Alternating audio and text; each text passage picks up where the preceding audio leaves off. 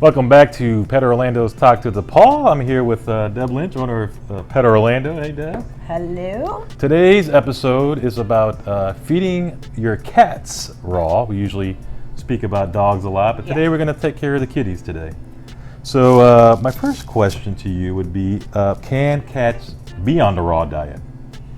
Well, yes, they can, and actually it's better for them. You see the cats going out, catching the lizards, the mice, the rats, and they'll eat it and or bring it home to you. But Right. yes, that's most definitely because they are our true carnivores. Okay. They're the ones that really, because even the like you would eat a mouse or a lizard or anything, the stomachs is so small of the ingredients in the stomach that they eat the whole body and everything. Wow. So that's really what. So with them eating the whole body, is raw safe for cats, would you say? Again, we go back to you do know the rat. They kill the mice and the rats, and they eat those. Right. So, and we're talking rats are as dirty of animal that eats anything that they can find. Right. So, Yeah, yes, most definitely. I would say it's way more safer than commercial foods because then you've got your carbs and your cat foods that causes the diabetes and the cardiomyopathy goes right back there with the cats and the overweightness. That's the big deal of it. Wow. So let's go back to the meats that they eat. Is there a specific type of raw meat that they tend to gravitate to that cats like? You know, I know people think about fish and stuff with cats and chicken maybe. Or I try not to get them to do too much fish. Okay. I'd really rather. Is there a reason for that? Well, you've got the iodine in the fish that can get into the fish, and too much iodine, and that's where you get into hyperthyroid, which is very common for cats. Okay. And so I try to have to rotate the proteins as much as possible. Okay. We have for the animals' parents, we have two we call cat blends. Okay. Which we have the Hair Kitty Kitty, which is unbelievable how much Hair Kitty Kitty that we goes out this door. And it is basically a chicken formula. Okay. But it does have kelp in it, which comes from the waters of the Norwegian area where it's the cleanest waters. Okay. So those are things that it has in it. And then all of the blends, we also have wheatgrass in it. One of the greens that we do put in that, very little, is wheatgrass. Okay. We put more chicken hearts in it than probably the liver, only because everybody's saying the one thing that they need in their cats' foods is taurines. Taurines is an amino acid in muscle meat. Okay. The best muscle you can get is the heart. You know, that's the most compound. So we put extra hearts in there. One of the other blends that we have, I developed it, I don't know how many years ago, because I had a stray cat came to me that I knew that was hyperthyroid. Okay. So it has no kelp in it, and it actually has things, nutritional yeast, it has things, B vitamins, which a lot of times with hyperthyroid that they're usually anemic, and one of the other things that it hits is the kidneys. So that's why I developed it for the hyperthyroid cats. Right. So any of our meats in there, they're for carnivores, and your cat's your true carnivore.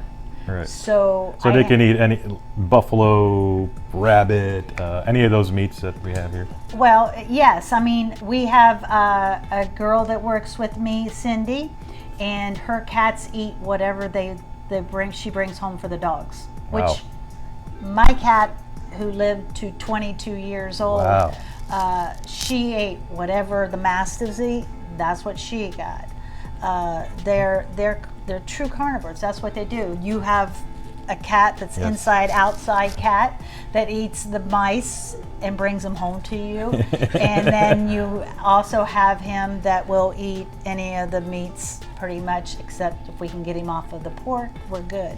Okay, so let's go back about when you talked about hyperthyroid in cats. So that got me thinking, what are some benefits? What are the benefits of raw for cats? Well, Things that it could help alleviate or something. right. And with other things, well, anybody knows, the new clients that come into my store, that they've got a cat that they're trying to get off of the kibble, which the cat probably has diabetes. And it's from the carbs in there, not to mention your carbon, the cardiomyopathy. It can happen to cats too. Wow. The other thing, urinary tract infections. Or UTIs, Yes, like we know to that's call what them. you guys know as UTIs. And those are other things. The kibble dries up their kidneys, Wow. man. I mean, because if you think about it, they're having to take all the moisture that they have to help break all that kibble down. Okay. And their intestinal tract is so short Right. that it doesn't have time to break it all down. So Okay. utilizing what they have in the kibble, it's hard to get it all utilized Right. with the nutrition they need. The other things, diabetes, because Our bigger cats. our cats here with the raw, you're not going to have the trouble with the diabetes because we have no carbs in there. We have no reason for them to have it. Cleans the teeth. My 22-year-old cat, when she passed away, had only one tooth missing. Wow. It was a canine, which I think she got rid of it in a dog, but but otherwise she had all of her teeth. So it cleans the teeth.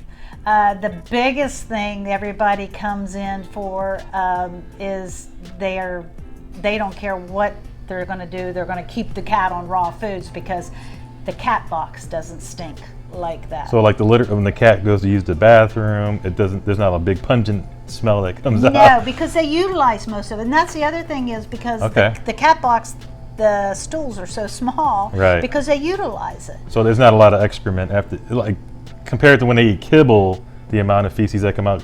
Oh, it compared to the way stinks they eat because a raw. lot of times there's the carbs in it. Their bodies are not able to break down those carbohydrates or even the grains that are in the kibble. They can't totally break it down Right. enough. So when it comes out, the reason it's stinking, it's still undigested. Right. Not Food. processed in it. Right. Okay, that makes sense. And then the other thing is their coat is going to be 100% better. That's for sure. The coat of the cat is going to be a lot better.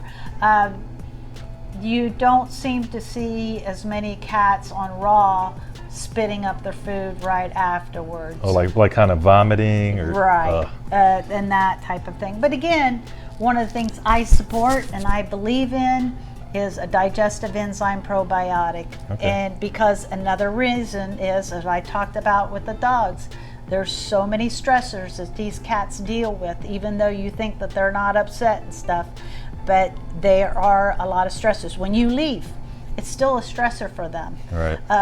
When you change the house, how many people that the cats stop eating because they moved to a different place, moved to a different house. Right. That freaks cats out. Everything is new and different. So those are stressors. Okay. Any of that. You bring in a dog, that's a big stressor. Right. Okay, so earlier you mentioned your blends. Uh-huh. You said you had a couple blends, but your cat can't eat any of these blends that we have at Pet Orlando. Yes. Um, My daughter's cat eats pork, and a lot of people don't think they can have pork. It's pork sirloin, basically. So it's actually less fattier than what the chicken is. Right. They seem to absolutely love it. People are worried about, oh, well, there's parasites in pork. Well, one of the things that happens is the meat comes frozen. And anybody knows that those parasites are died off when any kind of meat is frozen. Right. Or the pork is frozen. Okay. And a lot of those, that would die off. But, so I'm not afraid of that with the parasites. Okay. When it comes to pork and the cats, go crazy over it. I had one lady who said she researched and researched and found that the makeup of a rat is similar to a pork. So maybe that's the reason why the cats like it. Yeah, I mean, I actually have a story. I was actually cutting some pork on our chopping board the other day at home, and our cat Dash rolled up, and I just chopped up some pork in small chunks and just fed it to him on the ground, and he stood there and ate the whole thing. Yep, Amazed me, yeah. They love it, you know. And but I try to get the other thing that your cat likes, which I find it strange, but I have other cats that come in and buy it. It likes beef, which is weird to me, but they love it, you know. And they're like I said, they're the true carnivores. They're our meat eaters. They're our lions. They that's what they need, and all that fluid helps them, especially the number one killer for cats. Again, so when you talk about fluid, you talk about the fluid of the blood and the inside meat. The meat. Okay, the moisture. Yeah, and all that's doing is hydrating Okay, them. Where okay. you've got the commercial foods, just dry. Takes all their moisture out. Then Yeah. you've got kidney problems. Right. You know, and that's really the biggest thing. You're less likely to get the crystals on the raw foods than you are from the canned and the kibbles that you have for the cats. Okay. Well, so in turn, raw food for your cat is safe. Yes. And they can't eat a raw diet. Yes. Did you have any final words or anything? No, I am a true believer. Like your dogs are more of a scavenger, and they're going to eat whatever they're going to eat. Right. Your cat is going to go after meat. He's going to go after a rat or a lizard or something like that moves more so than finding other things on the street. That's what they're going to go. There are true carnivores. Awesome. Well, thank you guys for being with us. This was the Talk to the Paw Cat episode, and we'll see you next time. Bye, everybody. Bye.